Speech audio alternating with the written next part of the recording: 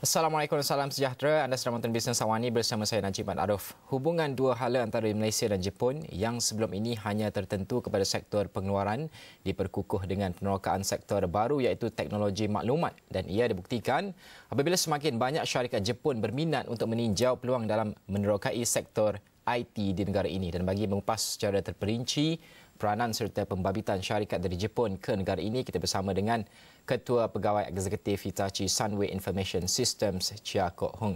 Thank you so much for being with us at this time. Now, first of all, maybe we're talking about the look is policy. Yeah. Now has had attracted so many foreign companies, especially from Japan, to come to Malaysia. Maybe you can list down how many Japanese companies do we have here, and what more can we expect? Yeah, thank you, Najib. Actually, based on our statistics from various resources, there's about 1,300 that companies doing business in Malaysia from Japan. I think mainly manufacturing is account for 56%.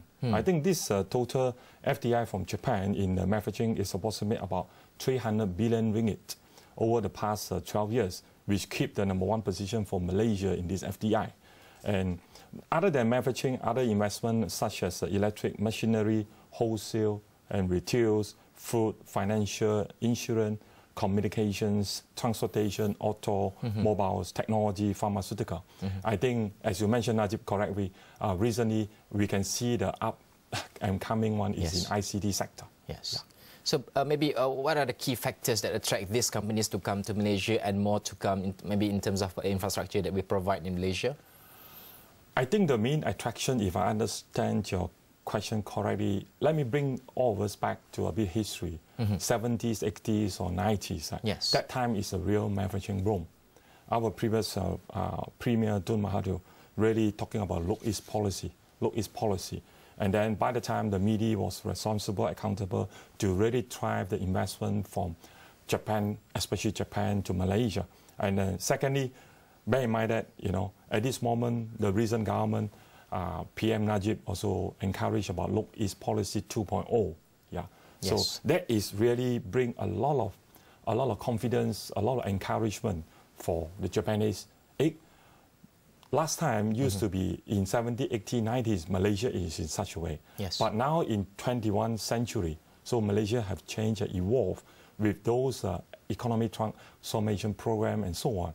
To the Japanese, they look at this context is very much on what, meaning this is social infrastructure, the smart city, and so on and so forth. I suppose why they look at us is that other than government, the overarching the policy and so on, that important now, our skill set, like, I used to share with many of my colleagues that without a lot of people knowing that Malaysia actually have a lot of skillful workforce, and we are being complained about our wages, salary increase, and so on. But do you know that our neighboring country, Vietnam and Indonesia, the wages also increase? So with this all level playing field, that now Japanese is really looking at the productivity, the differentiation, what will be the best return of investment from the context. Now, it used to be manufacturing sector and automotive sectors before, and now they are looking at ICT sector. Maybe you can share with us the progress so far. Yeah, okay. So, I mean, just lately, the last 2-3 years, there is quite a major M&A announcement by the Japanese into Malaysia. So I also being always questioned by the media and so on. Hey, Chia, what do you think? Why Japanese want to think about it? One of they acquire some company in Thailand, in Indonesia, and very surprisingly, is that, hey, Chia, my answer to the media friends and so on. Now I can share with all. Yeah, I think Malaysia, the social infrastructure, is being one of the most equipped or ready in the region. Yes. Number one. Number two, because of the holistic government policy, the business friendliness to the foreign investment. So this is also give a lot of edge to us. Number three, because of the past history, the 70s, 80s, 90s, or even in year 2000, Japanese already have a strong base in the country.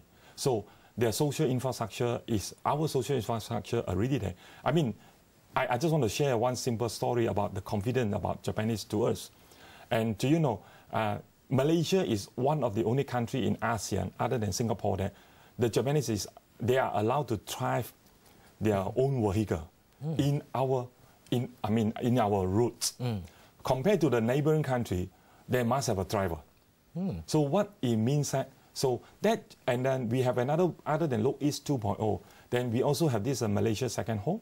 Yeah. So I think there's a lot of attractiveness. That's why Japanese will believe.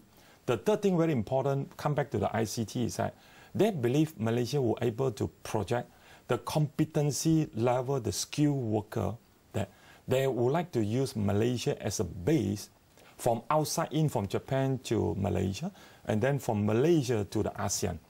Bear in mind that, of course, I'm not an expert in the AEC, you know, the famous, the keywords nowadays. It's talking about, so what we believe is that Japan will use Malaysia as a base, so to expand from inside out to the region. Yeah. And with the M&A from Japanese companies in ICT sector in Malaysia, how can this benefit the local? Oh, I would say, particularly for local Japanese investment, okay, let me talk about a bit sidetrack about the Japanese way of believing or trusting about this technology as a differentiation or competitive tools to improve the productivity, which Japanese is very particular. Yeah, the total quality management and blah, blah, blah. And Japanese is one of the nation or country which focus very much on R&D. Okay, correct. I talk about the productivity. And the third thing, the respect of the intellectual property is very, very important. So, and then the fourth one, if I may add, is about the automation. So with all this saying, it's very simple saying in the sense that, but how really technology can add value into this? For example, in Japan, they already have a system, the computer system. So, and they believe the compliances of the ICT system in outside Japan. In other words, the instruction given by the overseas subsidiary, let's say in Malaysia especially, so they will say, headquarters will send an instruction, okay, Malaysia, Japanese company, please compliance with this implementation of the system. So in such a way, you can see the whole ecosystem about the motivation in the embracing the latest technology, and by compliance to the Japan requirement, and of course, adhering or respect of the intellectual property. So by doing so, we I mean, especially Hitachi-san, we strongly believe this is one of the way for us to embrace, and we believe with this acquisition, the confidence of Japanese company investing in the Malaysia, that indirectly or directly will drive the usage of ICT as a whole. So they set a new standard, a new benchmark for our local companies, and also in terms of bringing in technologies and expertise from Japanese, so they can share knowledge in local players and all that, right? Absolutely. All right, thank you so much for your time. That's all the time we have for today.